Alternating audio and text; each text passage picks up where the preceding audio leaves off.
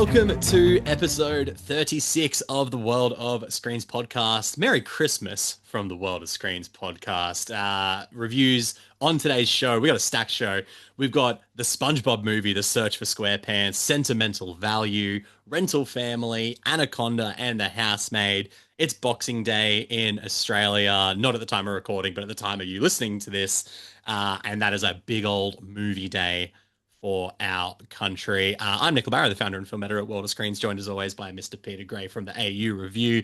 Merry Christmas, Pete. How's it Very going? good, Nick. It's very well. It's a time for seeing movies that aren't Avatar, basically.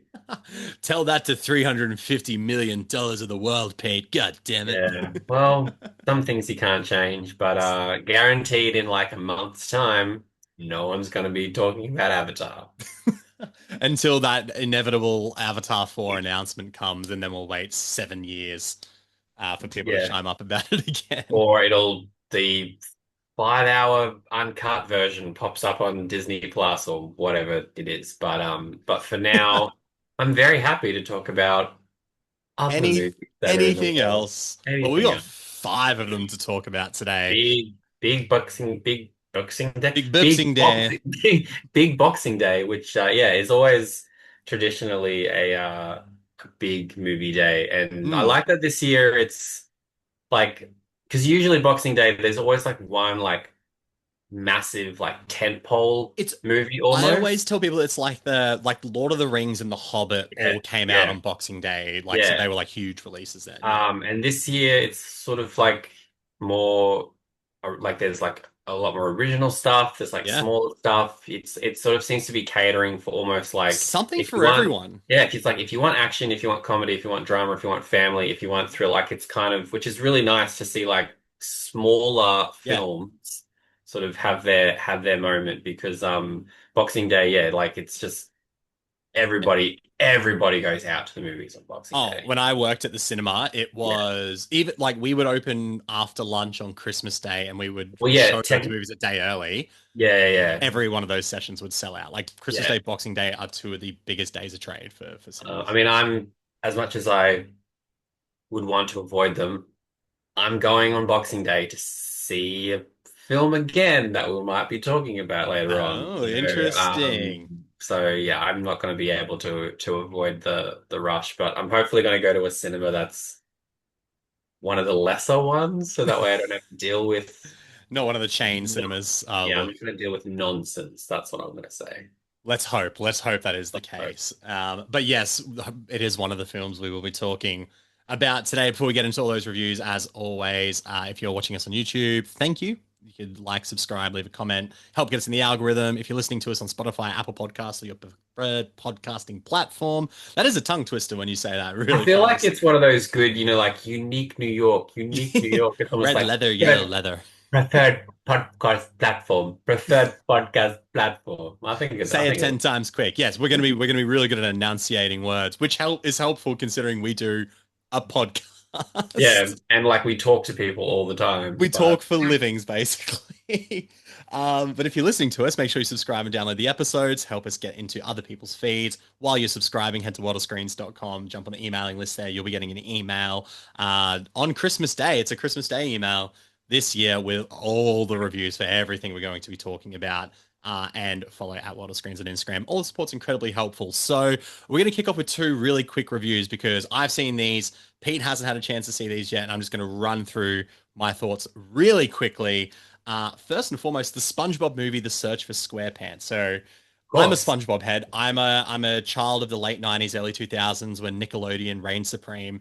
I watched a shitload of SpongeBob growing up. So for those who don't know, SpongeBob SquarePants, an animated series created by Steven Hillenburg. The movie Search for SquarePants is directed by series veteran Derek Dryman, and all the regular voice cast is back: Tom Kenny, Roger Bumpkus, Clancy Brown, and we've got George Lopez, Ice Spice, Arturo Castro, Sherry Cola, Regina Hall, and Mark Hamill joining the cast. It is stacked. The plot follows SpongeBob on a quest to prove his bravery by adventuring with a ghost pirate, the Flying Dutchman. It's the fourth theatrical SpongeBob film. You aren't as big. We've spoken about this. You're not a huge SpongeBob head. No, when you were like, I'm like, you're like, yeah, like I grew up in the 90s, 2000s. I'm like, I was fully Look, established I in the was a man 2000s. by that point. I was Um, an adult human so being. yeah, I think I was just I Just like, missed the SpongeBob train. Yeah. like a decade too early, really. The things growing up for me were like Rugrats See, I and know I was a Rugrats kid too. Yeah, yeah, yeah. I guess it was just more like That was pre SpongeBob though, for sure. yeah, Yeah, yeah, yeah. yeah, yeah. But Yeah. Nickelodeon was a staple of if you were growing up in any part of the 90s from 1990 to 99, Nickelodeon was in every household. Yeah, yeah, yeah. Um, But it was uh, like one of those big things when you're like, did you get Foxtel? Did you get the Nickelodeon channel? Like that. literally, Yeah, literally. yeah. Or I would just go over friends' houses who had Friends, Foxtel and yeah, which, yeah. and then it would always play on Channel 10 on Saturday mornings. Yes. Nickelodeon Yeah, shows would see, play there as well. Saturday morning. This is just going to show you. Like Saturday mornings for me was getting up to watch the top 50 music videos on Rage, Rage. yep, yep. Occasionally flipping over to video hits on Video hits Channel on Channel 10, 10, even though yep. they would cut off a lot of the film clip, which I didn't Because like. they were in more of a not child friendly slot. Yeah. Yeah. And then I would go to Channel 7 and finish off Saturday Disney. Hmm. And then Double dog there. After Saturday Disney, you had Saved by the Bell, Yep. USA High, California Dreams. You had all of those. I was like, that was me. Saved It by was the Bell prime. was like, oh, It was the Next best. Generation, the new class, so good. Bring it all back. That's what I say. Bring it all Right. back. And then Um, also bring back Saturday nights when it was like Family Matters, yep. Step by Step, The Full movie House. premieres though on like Saturday Yeah. night, they were Saturday. premiering The Mighty Ducks 3 Like on it Channel was, 7. Yeah. The oh, just best. kids today, you just don't know. You don't know how good you got it now. But we Yeah. had it better. We Um, actually, no, we we legitimately, generally did. yeah. I'm what they call a goofy goober, Pete. That is the fan base of SpongeBob SquarePants. Right. I've always said that about He's you. always said he's a goofy goober. I love the first animated film that came out, the SpongeBob SquarePants movie. I think it's one of the funniest animated films ever made. The last few, especially since the animation has transitioned to 3D animation, it's Mm, no longer the traditional 2D that I mm, grew up loving. I don't think that's a huge issue. I still think it's an incredible feat in animation. It still manages to hone like the tonal spirit of the original series.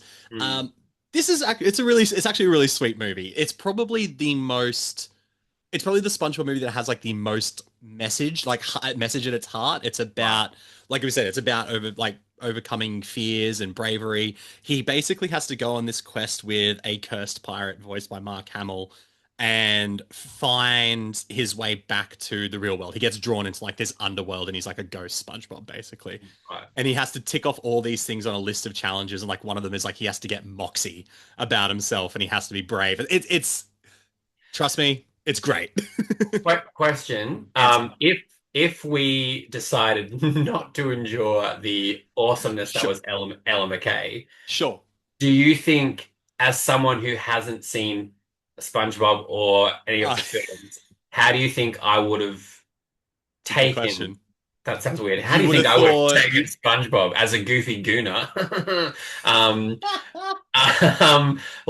yeah, do you so think good. I would have You followed would have it? Do you think just I would no, have? you would have thought you No. would have followed it because it's a very much a self-contained Yeah, story. When there's a character who rocks up halfway through, that is like a massive like Marvel Cinematic Universe style reveal of right. Sandy the Squirrel. So if you didn't know who Sandy the Squirrel I was, would have you'd just be been like, like, what the hell is going on? why do we care?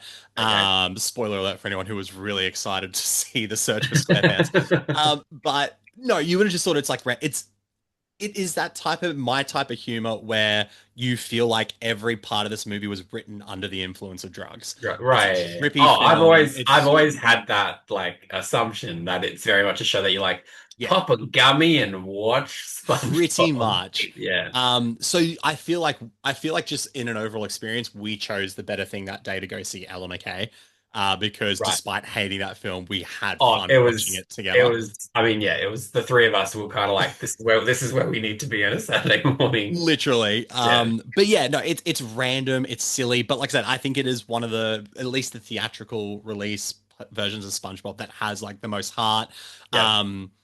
And it's kind of like it's this funny, relatable thing where like the whole movie's sort of like emotional premises based around the fact that SpongeBob is too scared to ride a roller coaster. So they make it like accessible for kids in this way of Right. like, oh, kids can Which understand that. And and then like what they allegorically do for that is really cool too. and Nick and I have both spoken about roller I coasters hate and roller like coasters. This is why yeah, and like SpongeBob touched me on such a right. visceral level. I hate That roller coasters. has it made you want to get on a roller I don't coaster? have the moxie for it. No, no, not yet. So, but it's fun. I think kids will love it. It's like 80 minutes long. It flew No, by. we love. It's vibrant, full of color. It's got like the classic like little inklings of crude humor in there. Mm. Um, it still doesn't have a candle to the original film, but at the same time, I did have fun with it. So that is the SpongeBob movie, The Search for SquarePants, and the second film we'll quickly touch on is Sentimental Value, which is a drama film directed by Joachim Trier, who co-wrote with his writing partner Eskil Vogt. Stars Renate Rensby, Stellan Skarsgård, Igna Ibsdotter Lilius, and Ellie Fanning, and it follows the fractured relationship between an acclaimed director and his two estranged daughters, which becomes even more complicated when he decides to make a movie about their family history. Um, I loved Worst Person in the World. I think that is one of Mm. the best films of the century. Just Mm. putting that out there so far. Joachim Trier is he's a very personal, or his ability to touch into sort of personal themes, but explore them in a way that feels Harry Styles feels like a movie. I felt that with Worst Person in the World, you felt that too. Like this was such a personal story, but it kind of still had movie magic to it. Yeah, the worst person in the world was like that was one of just the most that was just an amazing theatrical experience. Totally. Like sitting and also going to that screen. So I think I saw that at Biff I in saw it a Biff. Yeah, yeah. 2020. 2021 Yeah, I remember it was definitely during like COVID. COVID times. Um, because I remember being sh more shocked because that Brisbane screening that I went to Mm. was sold out. Yes. And I Yeah. remember I had to like the only seat available was like, the front row at the corner. Like I was like, and even though that's not the greatest seat in a cinema, I still remember being like, fuck, this movie is like, I don't even care that I'm sitting here. Like Mm. this movie is just completely enveloping me. And then the fact that like looking back at it, I'm like, they gave me Joachim Trier to speak to. Like I was That's like, I right. Yeah, yeah. interviewed him and I was like, that's just one of those things now that almost seems like he's too big to interview. Yeah. Like it's, but he was just like he was the loveliest, You know he's too loveliest big when guy. Charlie XCX is talking about him. Joachim Trier someone. Loveliest guy. And Mm. But um that's always the case. yeah, Loveliest guys who make these films that are really, just so deeply rooted in human trauma yeah. and sadness, but there's still sentimental value is the same, right? It's exploring this fractured relationship of a family. As the movie goes on, things are revealed about the family where there is some pretty traumatic things that have Mm, happened. Um, and he still manages to just like put in this sort of quirky, darker humor in there as well. I was telling Pete a scene like that happens in the film that had me in stitches. And that's the thing. It's funny. He's taking that movie magic thing that he does, like where he really makes a movie like not feel as grounded, but the themes are grounded and the characters are grounded. yeah, But this one he's made then about movie making, which is very yeah, interesting as well. And yeah. it's very much about how art can be cathartic, how art is used to form connections, how you can explore identity and relationships through art. And it's very interesting that it's through this sort of fractured family. Like Renata Rensve is his daughter, and she's an actress, and he approaches her to play his mother in the film. So the movie is about Okay. Stellan Skarsgård's mother. Mm, And it's just there's this interesting power dynamics at play, and he mm, also has an alcohol problem. Elle Fanning is fantastic in the film. She's probably not in it as much as people would think. mm. It's very much Stellan Skarsgård's film. Yeah, yeah. And there's also very interesting allegorical things about houses and how people are kind of like how houses hold stories and history Mm, and emotion in them as well. There's some interesting sort of there's like an interesting montage and vignette at the beginning of sort of time through this house that they grew up in. So it's a very interesting exploration of all those themes. I don't think it's anywhere near as good as Worst Person in the World. I Yeah. think that movie is just a Well, that was almost like a one in a billion that's sort a of. yeah, that's a Yeah. lightning striking, Yeah. like really Yeah. on the button there. But this is still really good. It feels like a Joachim Trier film, just the way it's filmed and the performances, and there's still a vignette sort of quality Mm. to it. He uses like hard cuts to black at the end of a scene, and then it will just go to a next scene, and there might not be any much connective tissue there, but you Right. get what he's trying to What? do with Yeah. that as well. Really great ending. I think the final scene is really powerful and outside of the movie that's getting made, there's like no dialogue and conveys a lot of emotion. So yeah, I think it's really, really good. Not his best film, but still I can see why it's sort of still in like the bottom tier of the awards race at the moment. It's kind of Yeah. like filling spots. Yeah. Um, in there. I will point out Igna Isdottir Lilius, who plays the other daughter, is Mm. really great. So like Yeah. first time I've ever seen her in a film, and she's truly fantastic. Yeah. Nice. So those two movies are both coming out on Boxing Day and absolutely worth seeing. The next few films, Pete and I have both seen, so we will crack into a more conversational type part of the show. What you're here to really listen to. Let's talk about Brendan Fraser in Rental Family.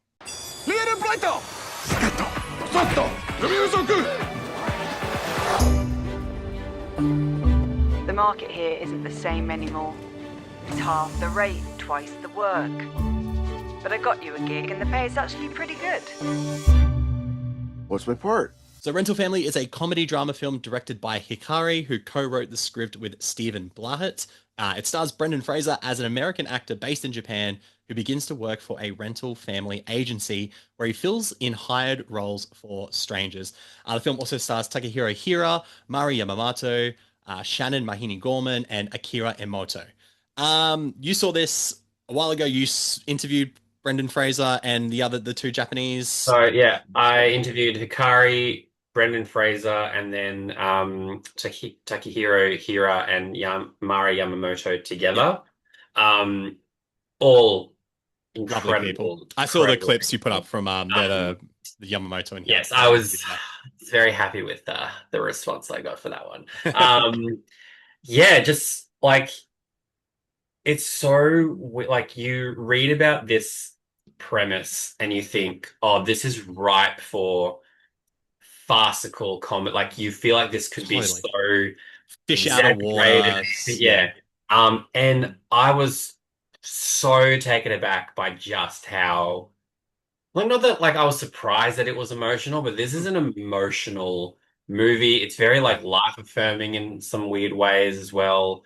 And it's It's very like sincere. I think the word I yeah. was really thinking is sincere. It's Um, just it's not cynical at all, no, which and it very well could have been. because like you're looking at people who like it's sort of like you've got these people that are willingly going along with a lie, Hmm. and it's like how do you sort of justify that? And then you've got people who like it's really quite sad, and it sort of makes you realize that like friendships and relationships, like you sort of feel almost like oh everybody in the world, you sort of feel like at least has one friendship or one relationship. And in this sort Totally. of movie, and this movie shows you like that's not a given. Like That's not the case for there are everyone. people Yeah. who are genuinely Mm. lonely and Yeah.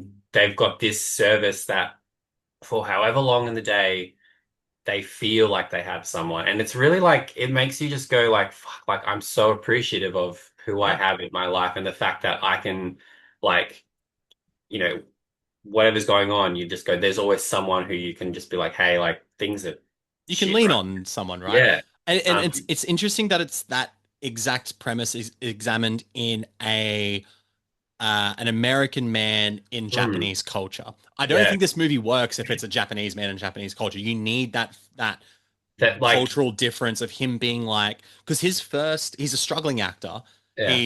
He was in like a viral toothpaste commercial in Which, Japan, and that which stuff is is very quite funny. funny. Very Yeah. funny, yeah. And he gets a gig for this rental family thing, and his first thing to do is go to a funeral. So even Mm, after death, like this, it's the family who hire him to be like, we want like a white American man at this funeral It's like to make it sad, seem like token sad American. token sad American. So people at the funeral will think, wow, this man who has already passed, who's dead, who has no more, like, nothing to do in this life, still has some sort of importance because a white American man Yeah. rocked up to his funeral. And then It's so interesting. but then the ending of that funeral was like, oh, this is not like this is almost like a preview of what What's to is come, to right? come. Yeah, yeah, yeah. Like that was kind of when that happened, I was like, oh, what is What is going this? What on is in this this movie? film? But that's Um, exactly what we need. We need to view this cultural difference through Brendan Fraser's yeah. And designs. then Yeah. it's like, you know, there's I guess two he like Brendan Fraser sort of has like I guess like two main Yes. roles that he's got to fill, and one like and then like they're both like equally heartbreaking, but they're also incredibly tender as well. Yes. Yeah.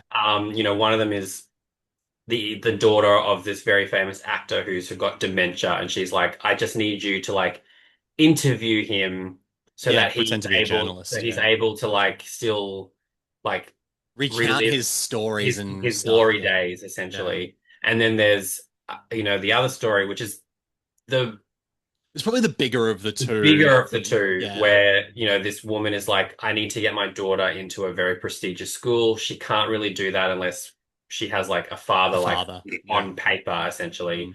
And because the daughter is mixed race, she's like, I can get away with being a Japanese woman, and you're the American dad who basically abandoned her. But now you're back. Now you're back. So it's like, Yeah. but he's got to deal with like not only being like, I've got to act as someone who has left you before. I've then got to regain a relationship, Reconcile this with an 8-year-old girl, like. but then all the while knowing It's a I've got to lie. then like leave you again. And she's like 8 years old, so I was like, she's also like, she's very clued like on. She's very like, clued in. Yeah. like she's like, you're gonna work. Like she believes he's her father. Yes. Well, she has no reason not to. Which is the really sad, because you're just watching it the whole time going, you're gonna break her fucking heart. Well, and that's the thing with this movie. You are waiting for that powder keg to blow. Like that is it's not saying this is a tense movie, like but like you are just waiting for that penny because to you drop get so like lost in like when like him and her are bonding, and you're just like, this is so beautiful, and then you keep reminding yourself he's not her father, like but then the same thing then with the actor and his dementia and stuff is this whole idea of he's like he doesn't necessarily not want to relive his glory days, but he just wants some form of independence outside of his, I guess for lack of a better word, controlling daughter, right? Like that's so he's going to Brendan Fraser's like, let's not do the interview today. Let's like sneak out of the house and do this thing. And so Brendan Fraser, and you said tender before, Brendan Fraser is like the most tender person on earth. I feel like he is consistently just hugging the planet every time he talks.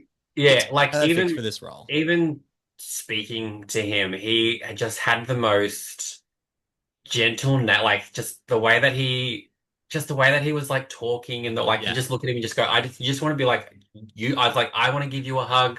I want you to hug me back. World. Like he just seems like a really kind, good person. And then knowing also everything that he's gone through, of course, the fact that he's like, we're now back in a place where like Brendan Fraser's back to making consistent movies. Dude's winning Oscars, like he's and like regardless of what you think about The Whale, totally, like his performance was good, incredible, but it's also like you watch The Whale and you watch this and you're like, this sort of feels like the movie he should have kind of been like upped for, sort of thing. This is getting completely wiped out. Like no one's talking about it. It's really, come out in a year where we've had so many banger movies, and that's probably my only, not gripe, probably the only flaw with this film is that it's probably a little bit too lacking in some substance. There are some times where it feels a little too surface level and going for the emotional pull rather than like the human pull, like the more no, I get that. You know what I mean? Like there was moments where I, for lack of a better word, was like a little bit bored by the movie, but then there was like it brings you back in with like really Mm. tender moments and really human touching moments. So it's just a little inconsistent, I think. Right. But the premise itself was intriguing enough. For the And first like it's 20 minutes of the movie, I was like, oh, I've never seen anything like this before. and it's the fact that this is a real rental It's service real. in Yeah. Japan. Like I think it was established in the 90s. And when I was speaking to Takahiro and Mari, she was saying like the co-writer Steven, he met someone, this Mm, this woman who um oh sorry, this man who was like on his deathbed, and he was like, I want like he hired um someone basically like say goodbye, like to like because he Jesus. he hadn't Yeah. he like hadn't reconciled with his daughter, so it was kind of like It's too late. And he would, yeah. and then it's like, is that fair to him? Is it fair to her? Like there's all that sort of implication. You just, but you go Yeah. but everything's like it's weird. Like everyone's like lying in a really meaningful way. Like it's like no one But wants to that's do the moral harm. conflict of But the that's the thing story, where you just right? go, Yeah. eventually you're like, but you have lied to me, Yeah. like that's the thing. Well, I mean, that's the there are other people that are like, I'm hiring you, fully knowing I'm hiring you. Yeah, like the There's marriage, the wedding at the beginning. Yeah, yeah. which is really, really sweet. And then Mm. you've got like the guy who just like wants to play video Play video games with games with them. someone, Yeah. or like go out singing karaoke. Like you've got that, and you're like, Yeah. that's really sweet. But then there's all the other stories, like we won't spoil, but like Takahiro Hira, There's a his massive, that yeah, reveal, I yeah, was yeah. like, wow. Yeah, it's pretty heavy. Um, Yeah. and then like Mari Yamamoto, like she deals with like, scorned wives and things. Like she's like, the husband's had an affair, and So, the husband then hires her to basically be like, you've got to be the woman I've had an affair with and apologize to my wife. and she And then, gets and then she's abused because getting, of it. Yeah. yeah. And so then she's like, why do I want to do this line of work? I'm the I one found that's out that getting, was a real thing earlier this year. I watched a documentary called Mistress Dispeller, and it's the yeah. exact same thing where someone is hired to come in and break up the affair. Like the wife hires someone to break up the Okay. affair so the husband will get back with the wife. And I believe that was in China. Absolutely wild, right? Like, but it just highlights the cultural differences, right? And Yeah. what cultures hold in different value in relationships and Well, whatnot. that's because But that's that's the other what's the thing. beauty of these sorts of movies. We Yeah. don't And that's see the other that thing. unless movies like Because this are you're made. like, you're almost like, wow, you go, wow, the wife even wants to stay with the husband, Yeah, but, yeah. but I guess that's a cultural thing. It's It's a very cultural thing. like, Yeah. we're married. I don't give a shit There's a if we're sacredness to like, that, it's and almost like, I don't care if we're unhappy. We're not getting divorced. Like, it's that sort of thing. No, this was like, I think people might go into this expecting it to be funnier than it I is. agree. Yeah, yeah, yeah. Because the trailers definitely, like the trailers show you it's a drama, but they show you a lot of Funny comedic things. Yeah, bits. So I'd be like, if you're going to see it, and I really hope people do go see this, totally. but just be prepared that this movie is a lot more emotional. It's a lot sadder. It's It's a pretty lot heavy. more. It's a lot more like you will kind of walk out of it going, okay, I've got to like I'm. Hopefully, you walk out of it going, I'm really lucky that I have who Totally. I Or have. at least it's like a Kickstarter of like reevaluating Yeah, relationships. And you know what? Funnily enough, sentimental value is that same sort. It's funny that yeah. these two movies are sort of coming around the same time in Australia because they Because both Akari, hold that sort of yeah. yeah, because Akari did say, she's like, if there's one thing that I want with this movie, it's that person that maybe you haven't spoken to in a long time, and you're both like, none of us are picking up the phone. She's like, Just pick you up, be yeah. just do it, pick up the phone, Be and the then also person, like, yeah. and then if that doesn't go where you need it to go, at least you know as That's well, it, right? Yeah, you yeah. know. And So this no, movie explores that sort of thing quite well yeah. in a entertaining way that is not Mhm. yeah necessarily like comedic and stuff. So, but it's still Yeah. a really good movie, I think. And I Really, yeah. think Brendan Fraser like who else are you casting in that role? Like it's perfect casting. That's it. Like he's actually, yeah, like he's really the perfect, because he's just like this. He's a very like every man. Like he's And not, he's a gentle giant. that's That's the it. thing. Hey, He's just got this. He's and got a presence because he's a tall guy. He's a he's a broad tall guy, he's guy, a big guy. but he's Like just a you said, sweetheart. it's like funny, like looking back at like George of the Jungle and The Mummy, where he seemed so unattainable because Yeah, of what kind of like The roles he was playing. the Yeah. roles he was playing, the body that he had to have. And now you're just like, oh, like we can all be We Brendan love Fraser. we are all Brendan Fraser deep Yeah. down inside. Yeah, really, really sweet movie. Very sweet movie. So that was Rental Family. Look, let's take something that's somewhat a comedy and go into full-fledged comedic territory with our next film, and that is Anaconda. This is Anaconda. We've dreamed of making this movie ever since we were kids. Action! Now, we need to find the snake for our snake movie. What was that noise? My Anaconda! We came here to make Anaconda. Now we are in it. There are snakes around here. I can feel it. What does it feel like? I don't know. It's just very snaky. Is that like a technical term? So Anaconda is an action comedy film serving as a meta reboot of the 1997 film of the same name. It was directed by Tom Gormican, who did The Unbearable Weight of Massive Talent, co-written by Gormican and Kevin Etten, and the film stars Paul Rudd, or Powell Rudd, as we like to call him around here, Jack Black, Steve Zahn, Tandaway Newton, Danielle Melchior, and Selton Mello. Now, on the day of recording, the Rotten Tomatoes score came out, and it hit initially at 29%. It has gone up to 45 since. We saw this about a week ago.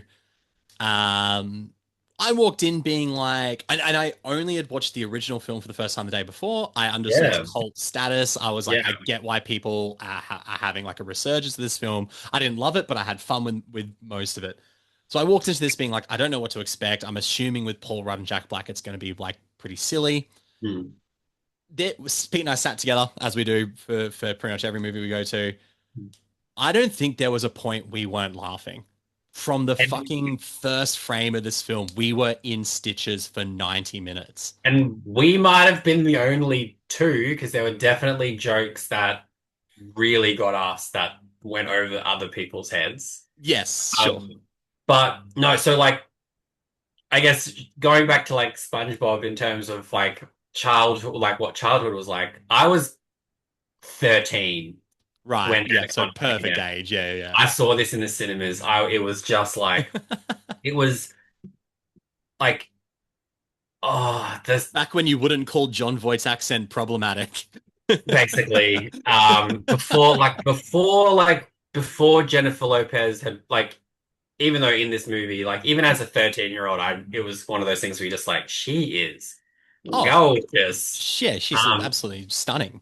But it's just like, I don't think 13-year-olds understand what it was like to see Anaconda when you didn't know, like this movie hadn't been spoiled beyond belief. That's pretty crazy.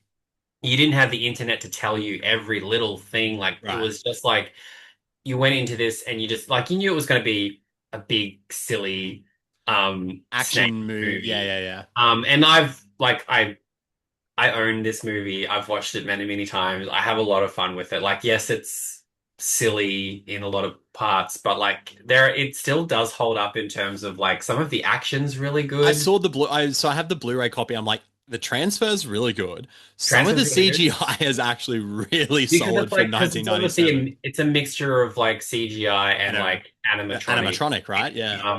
And some of the deaths are pretty fucking hectic. Like that's it. It's pretty violent for like an M-rated PG-13. Oh, we'll be talking about that with this one as well. I've like obviously John Voight is like just the biggest, most punchable villain there is. It's so funny though.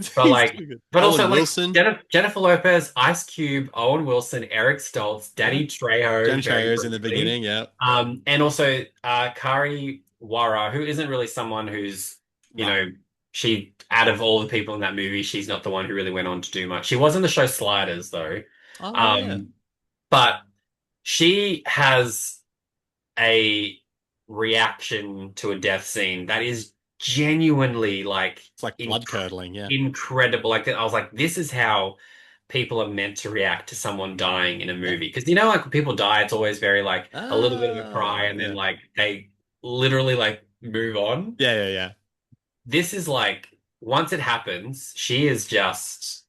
She's done. Yeah. She's done. Incredible. And then obviously it spawned one theatrical sequel, which I have a very soft spot for. The Hunt for the Blood Orchid. Hunt for the Blood Orchid with Johnny Messner, who should have been a bigger actor, but no, anyway. And then two very shitty straight to DVD sequels. But yeah, this was one of those ones when I heard it was getting rebooted, it was like, okay. Yeah. It didn't shock me that it was getting rebooted, but then No, of course not. but then I was like, Because oh creature my features God. are kind of back as well. Yeah. Yeah. And I was like, oh my God, a movie from the 90s is now old enough to be rebooted. We're 2 years away from the 30th anniversary of Anaconda. That Let that hurt sink my in. spirit. Fucking next year is Yeah. 30 years of Scream. That's wild. Next Next year, 30 years, I was like, that is wild to next me. year is 20 years of The Departed.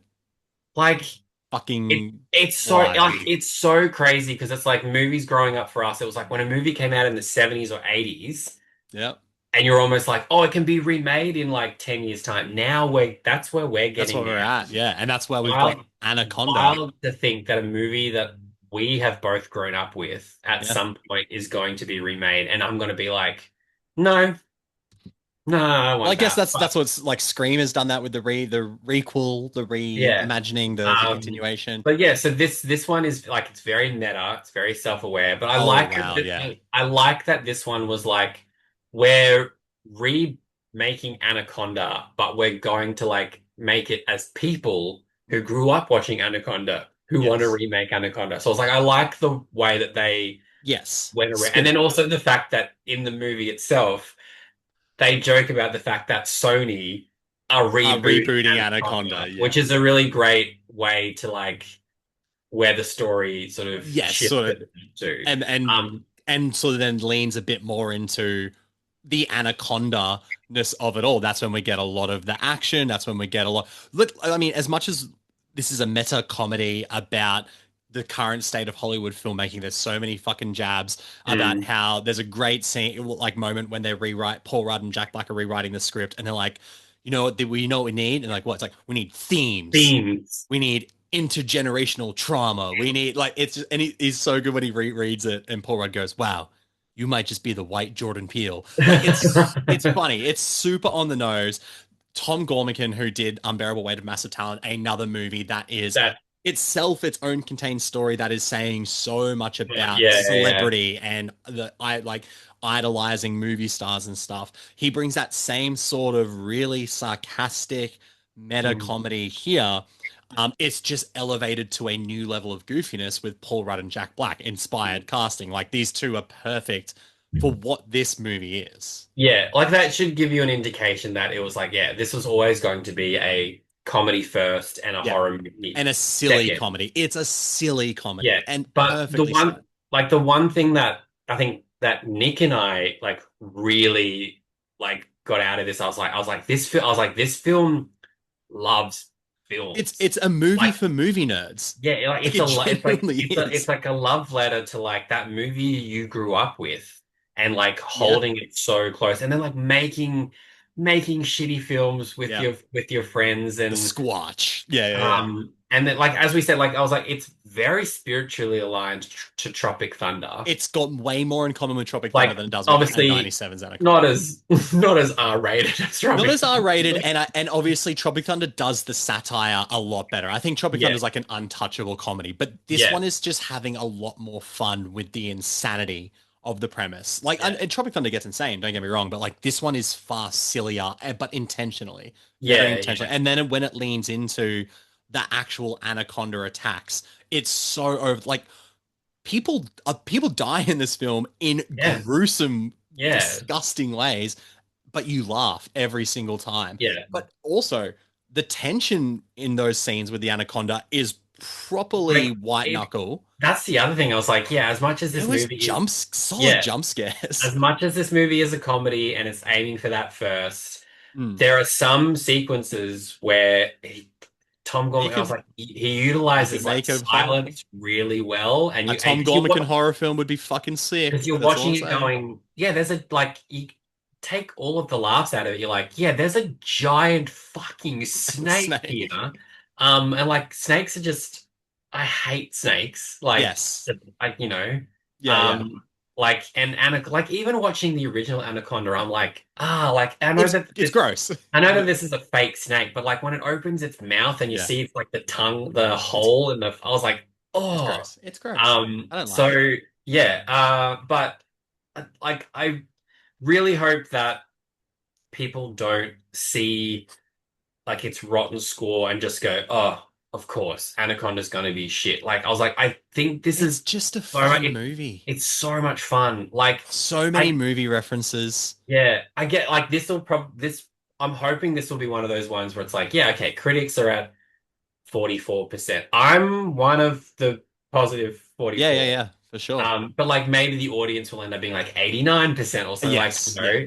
know. Because I just think this is like this is like such escapism. It's so And much do you know fun. what? And Having Jack Black is going to be the box office power yeah, for this because also he brings in because the cash. and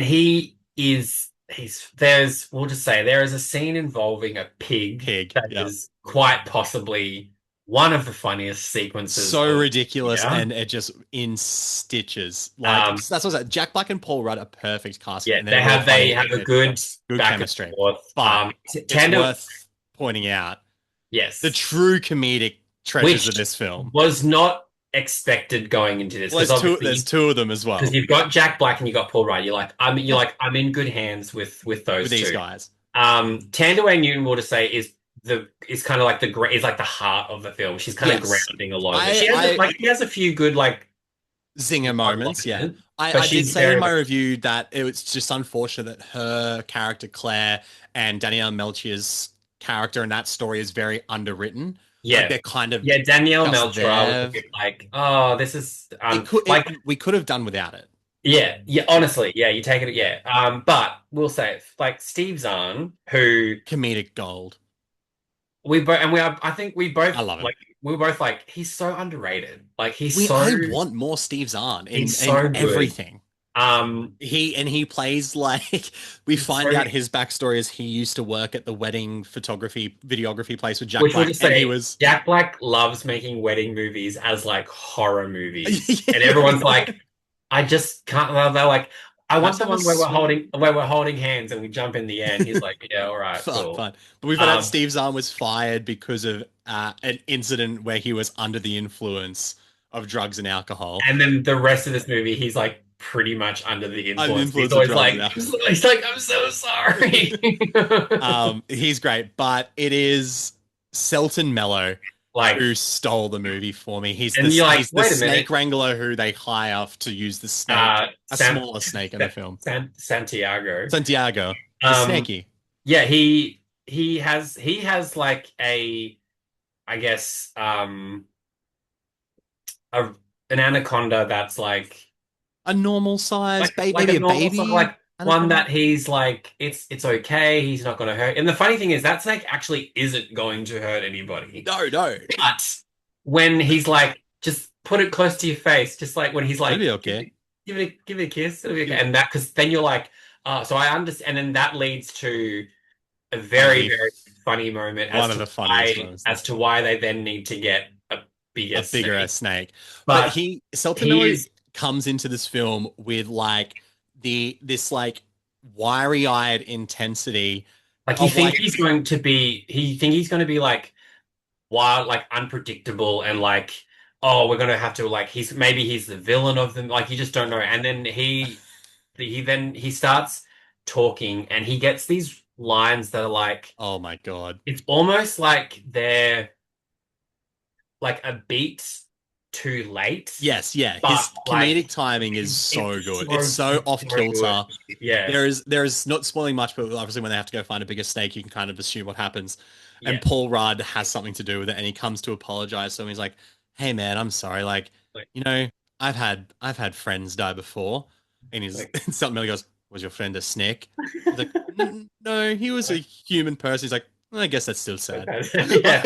It's so He's fucking so funny. good. And like Great. I think Nick and I were laughing a lot at Selton Mello He's so Um, good. But he's so good because we saw him last year in I'm Still Here, which was the Brazilian awards winning fantastic film. And he is we can kind of spoil now. He's only in the first half of the film because his Yeah. character is taken in by government police and unfortunately murdered in prison.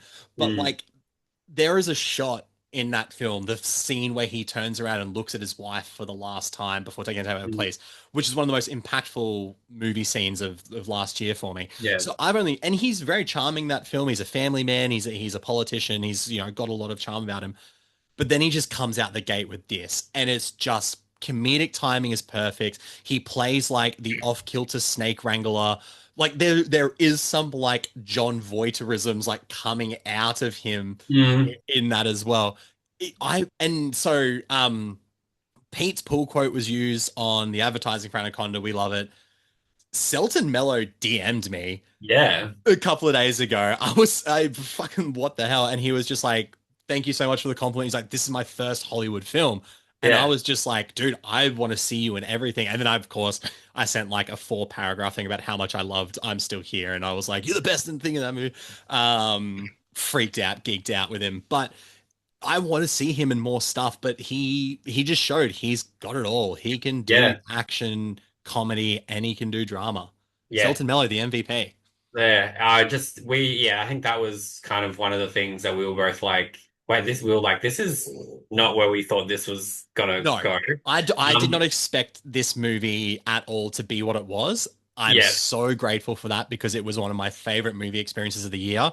I think it helped 44% because this is just a fun popcorn, ridiculous movie for movie nerds. Yeah. I think we both kind of went into this being a bit like, like hopefully we'll get like a couple giggles out of it. And then obviously, it's unfortunate that Ice Cube's cameo has been spoiled because it was in the marketing I saw as well. His arrival in the film is great. Yes, and it really bridges the gap between the two of them, and then it plays on the whole thing that Sony that they are remaking. In-movie Sony is remaking Anaconda with Ice Cube, with Ice Cube. But then they're like because the big Anaconda attacks the Anaconda set, and they joke about like, oh my god, like how are you and he's like how's like Stoltz and how's J-Lo, and he's like J-Lo,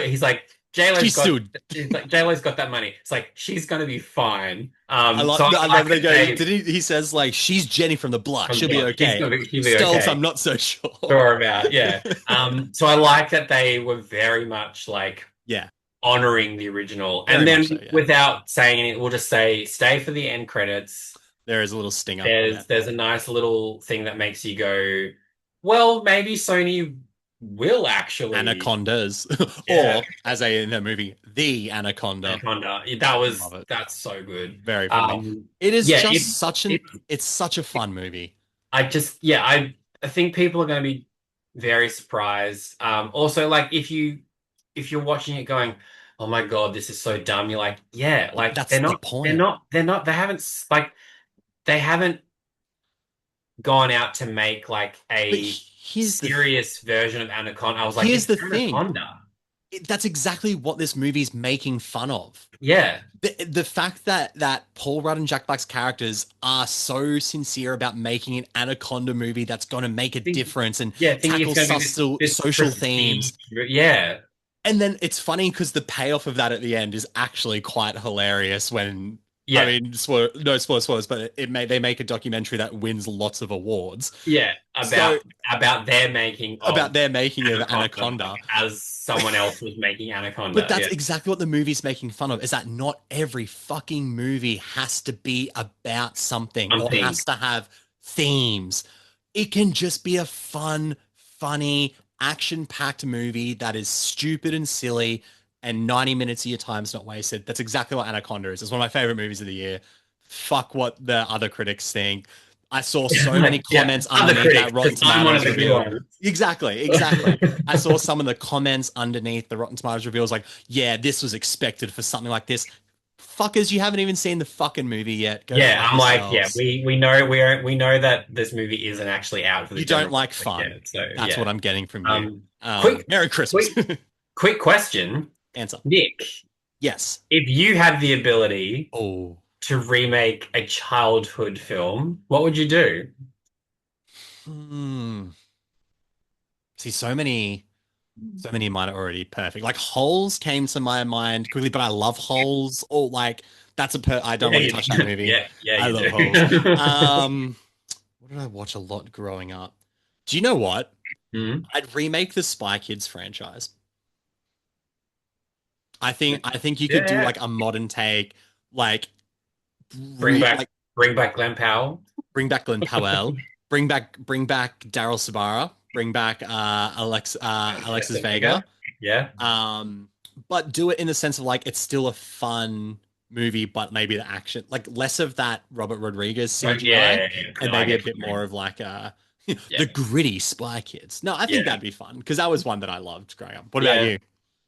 Um, I was thinking about this the other day because I was like, oh shit. So there was a movie that I watched a lot growing up, Hmm, and it was the present day was in the 90s, and it went back to them right, as children in the 60s. And I was like, holy shit. If that movie was made today, the adults, their grown-up versions would be in mm, 2020s, and their throwback to their childhood would be the 90s. 90s. Like, that is wild. Holy sh- Now and then, Oh God, yeah. like Yeah, okay. I can see that. you could do that with like you get four because that movie like that was in that time that was like four prestige big Huge actors, actresses. yeah. You had four like young up and comers. Mm. I was like, you could do that.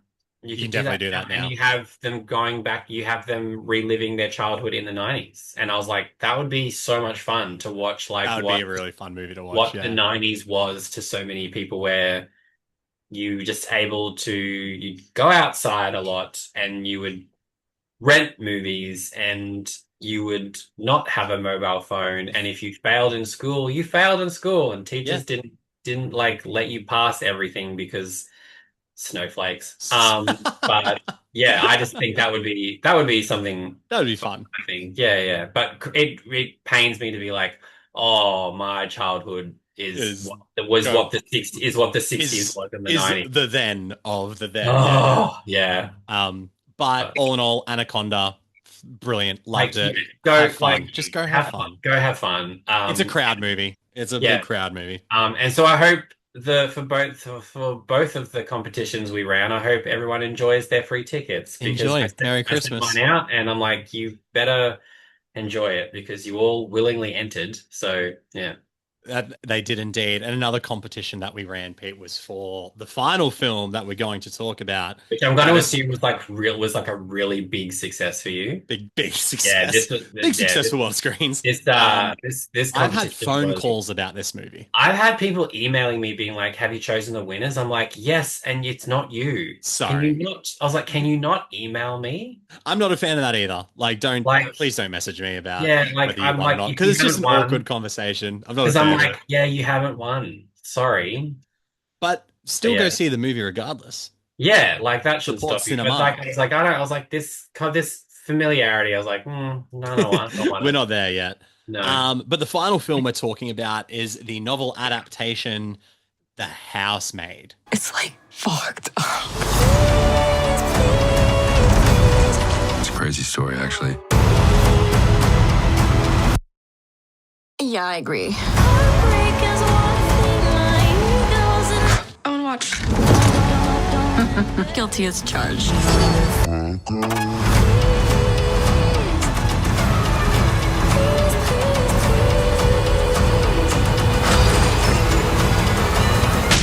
Let me know how it ends.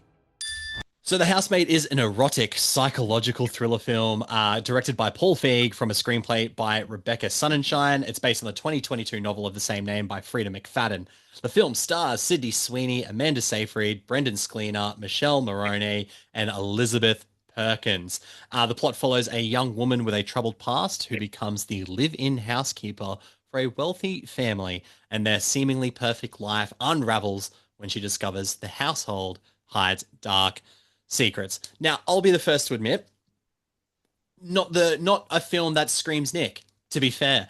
Not It doesn't. not necessarily the film I'm into. Paul Feig, obviously, very famously, Bridesmaids, Freaks and Geeks, but A Simple Favor is probably what is tonally aligned with this film.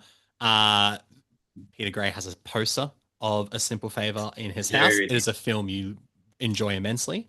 I did. Yes, I do.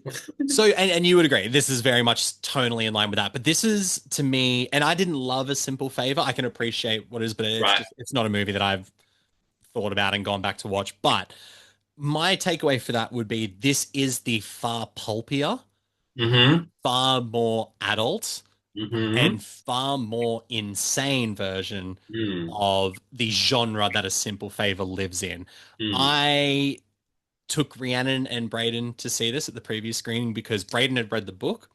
Rhiannon loved the trailer, and I love Sydney Sweeney. So it worked out for everyone. I had a fucking blast with this movie. Oh my, this is maybe the most insane movie I saw this year. It is chaotic. Narratively, it is messy. It doesn't make a lot of sense. But by God, if I wasn't watching a melodramatic telenovela that had tits and blood, I mean, that's all I needed. The crowd was great. They were right away. They got the campy tone that Paul Feig was going for. This movie exists in a world outside of what we know as planet Earth, but it is just it's a hell of a lot of fun. Pete, what did you think of The Housemaid? Yeah, it wasn't for me. Hey.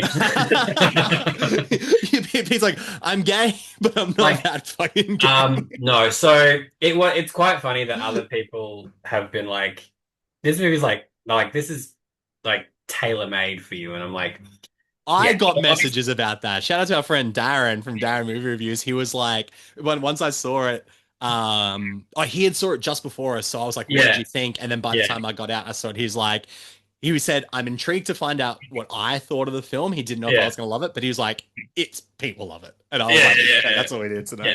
Yeah.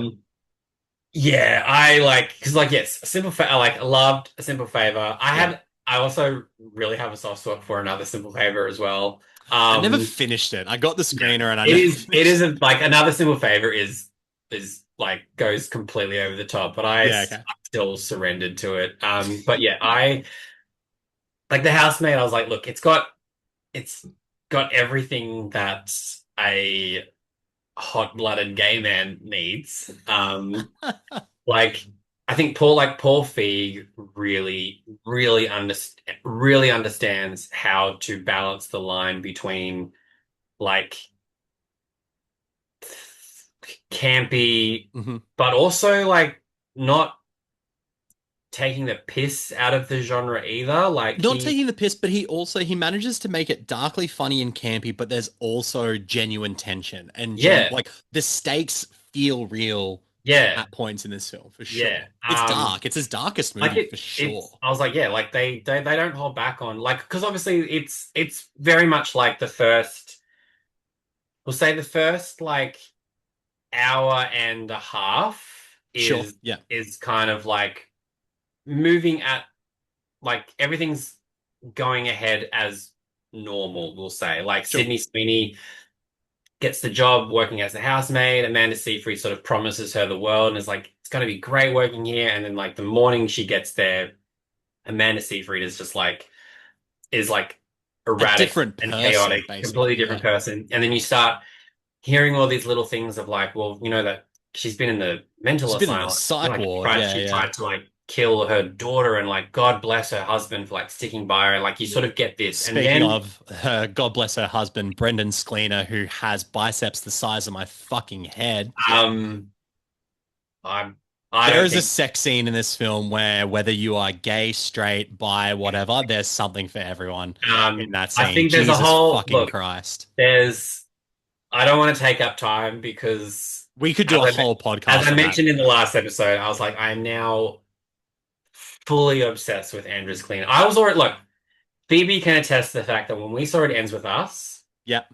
when he rocked up on screen, I was like, Oh, I don't hate all what's of this. happening here? Yeah. Then he spoke, and I was like, oh, that voice is gonna do me in. He got the notes for that because he speaks like this He the speaks like whole movie. Yeah. He Batman. does speak like that, man. He's got really sexy hands, and I know that sounds Yeah, weird. it's like big man hands. He's got like Big man hands. wood lover hands. Yeah. Then Drop happened, and he was just charm personified in Drop. Mhm. I spoke to Christopher Landon about it, and I just said, thank you for casting Brendan Gleener. And then because Christopher Landon is gay, we both had like our moment of like basically Yeah, gay dude, out he's over fucking hot. Brendan Gleener.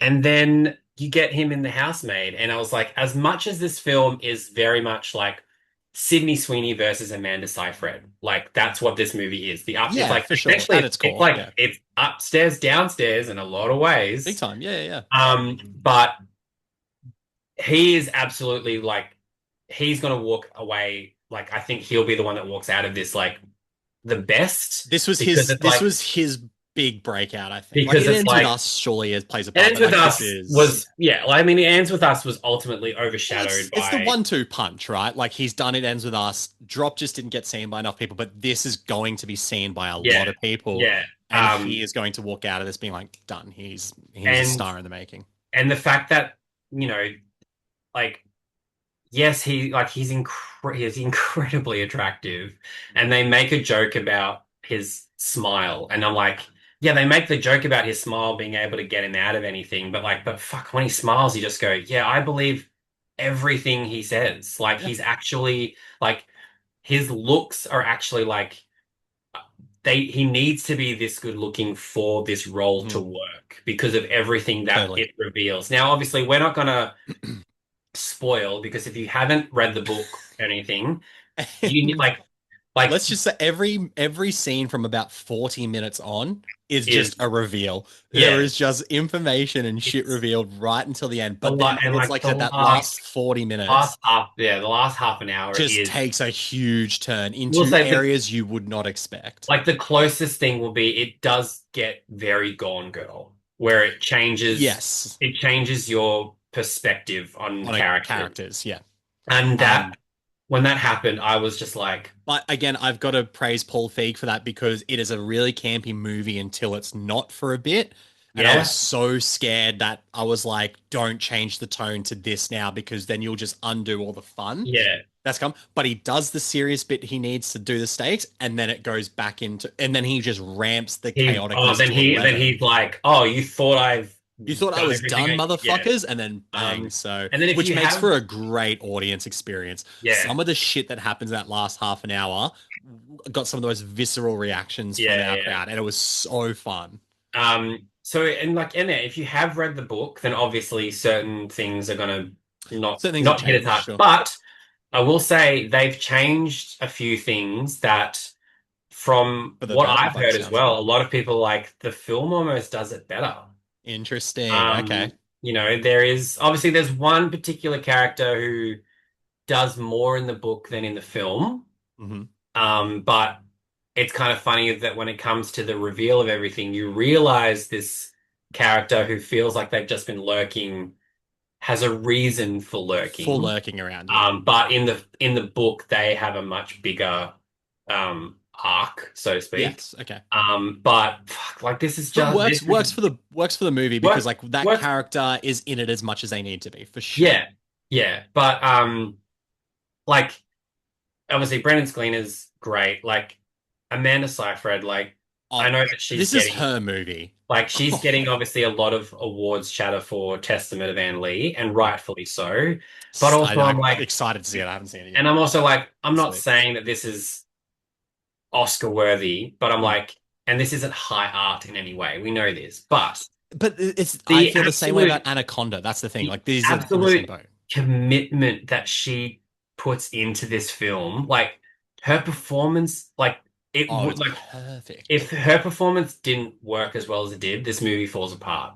I agree. Because her character, it hinges so much on commitment on how she is manipulating everything that she is. Yeah. And then she leans into it though as well. Yeah. Like when she is the uppity higher society wife character, this little almost Stepford Wives-esque sort of community they're in. It's believable. She brings like that prim and properness to it. And then when she's having a psychotic breakdown, there is just something in her eyes, and I'm like, I'm not fucking with her. Yeah, she's crazy. Like that's what the movie wants you to think. And she Which does is it both so why, well. which is why when it all kind of When unravels things everything, happen, you're like, yeah. oh wow. And also like Sydney Sweeney, if you think she's a little bit like if she sort of feel like maybe she's like downplaying. So like she's very like her character's very like is like the nice girl. Yes, yeah. Um She's the she's girl next door.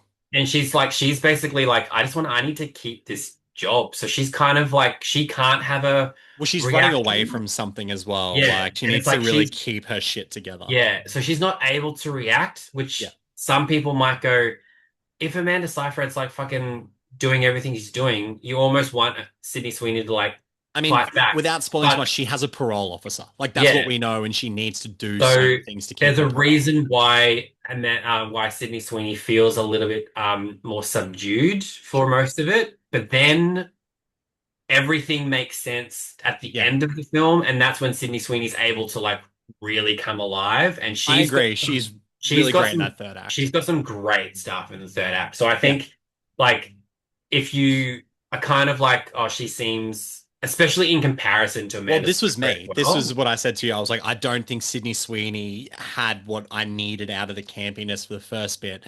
Maybe on rewatch and that reevaluation, like you said, like Well, how it yeah, needs because to I play out mean, in the finale for this sure. is the movie Change it. I'm going to see again in Yes. 2 days' Are you going with time. your mum? As yes, yeah, Yeah, yeah, nice, yeah, nice. because I'm like She'll love it. Yeah. she'll love this. Um, so it will be interesting to rewatch it, Hmm. knowing where it's going, being like, oh, I wonder if because like And you I got to was look for worried these tells and because I stuff. was a part of me's like, this isn't really a movie where it reveals things that are telegraphed, so to Right, speak. right, right, right. Yeah. But it will be interesting watching it now. Maybe like, look, basically, I'm like, oh, I wonder if there's going to be certain things that Amanda Seyfried does, like with her eye. Like, it'll just Totally. be Yeah. interesting to sort of watch it, knowing where it's going. But yeah, I think like this movie kind of has something for everybody. Like, I feel Totally. like maybe there might be like if straight guys are like, oh, my girlfriend's like forcing me to see Housemaid, I'd be like, dude, you'll actually thank her because like Sydney Sweeney, Oh, let's yeah, just, I mean, yeah, because it's not even an elephant in the room. he's Everyone knows stunning. Sydney Sweeney is a beautiful woman. She has a large chest, and Yeah, that is utilized in the plot of this film yeah, multiple times to comedic effects as well. yeah. The 2 Like a.m. TV I scene. do like, yeah, When Amanda she Seyfried being walks like, out to watch the TV, everyone in the audience just went, oh, we know what you're because doing. yeah, and then Amanda Seyfried being like, oh, one more thing, stay the fuck away from my husband, and I was like, oh, I was like, Hilarious. It's okay, fucking oh yeah, hilarious. like yeah, yeah, yeah. But But also the everyone gets husband, it, so. but like I'm like, dude, you look like that. You're walking around in a white singlet. You know exactly what you're doing He as well. knows what he's doing as But well. also that's part of the whole like It it plays really into the plays into dynamics of it. the film. Yeah. So It's so much fun. it's fun. It's a wild experience. Yeah. Like I said, I think the narrative is so messy, and I don't know if the book's like that as well. But Yeah. I like I said, you're just watching after about 35, 40 minutes, you are just watching insane reveal after Mm. insane reveal, and then it still manages to be even more insane in the final 30 minutes. So And I just had then a lot, just lean into it. Lean yeah. into what this movie Yeah, is don't doing, like and if you're have a lot of thinking, fun. oh, like this isn't serious. I'm like, yeah, Critically, this is like a 2.5, 3-star movie, but I had like a 4.5, 5-star watching experience with it. Like that, and that's what you sometimes what you need.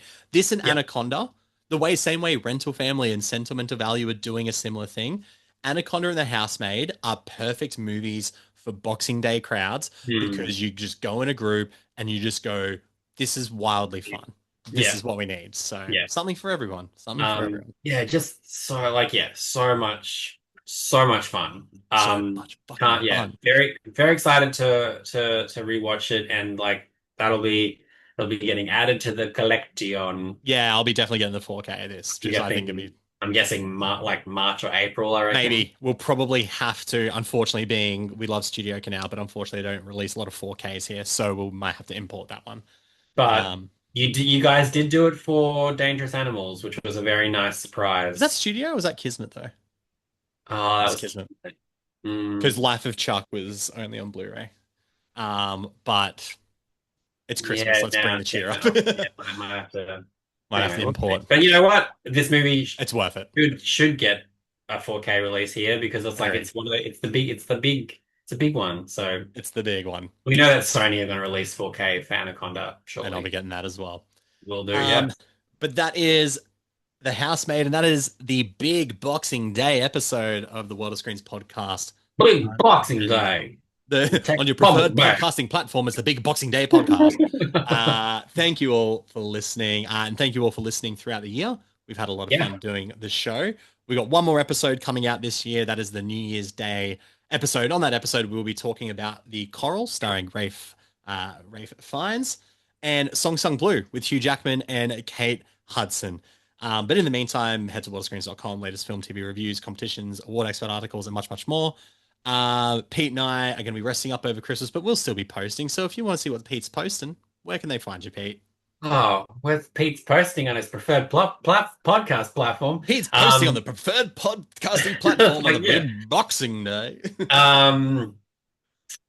Instagram and X at Rated PDG, the TikTok, Peter Gray. I don't know what's going on there. Letterboxd, Peter Gray, Rotten Tomatoes, Peter Gray, GRAY, the AUreview.com, where at the time of release, Anaconda went up this morning. Yep.